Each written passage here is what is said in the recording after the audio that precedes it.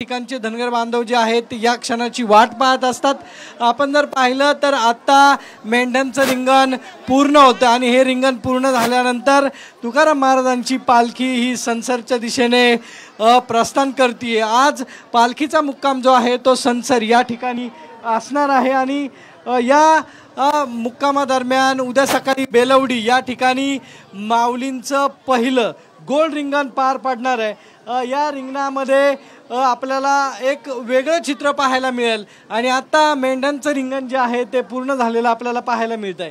Cameraman आदर्श कटकेसह सागर आवड, साम TV, Katewadi. तर काटेवाडीतले आपण ही दृश्य पाहतोय। मेंढ्यांचं रिंगण या ठिकाणी संपन्न झालेलं आहे आणि पालखीचा मुक्काम आज संसर या ठिकाणी असणार आहे आणि त्यानंतर पुढे ही पालखी बेलवडी या ठिकाणी उद्या प्रस्थान करेल। दरम्यान उद्या बेलवडी या ठिकाणी गोल रिंगण होणार आहे। मात्र आताचे आपण हे दृश्य पाहतोय काटेवाडीमध्ये मेंढ्यांचं रिंगण याचा सोहळा संपन्न झालाय।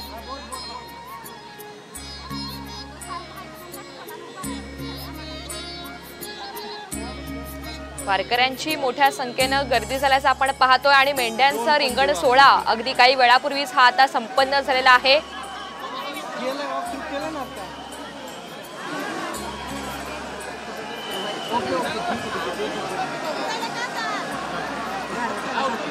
काटेवाडीमध्ये मेंढ्यांचं गोल रिंगण सोहळा हा संपन्न झालाय। तुकोबांच्या पालखीचं हे रिंगण आहे आणि या पालखीचा आजचा मुक्काम संसर या ठिकाणी असणार आहे।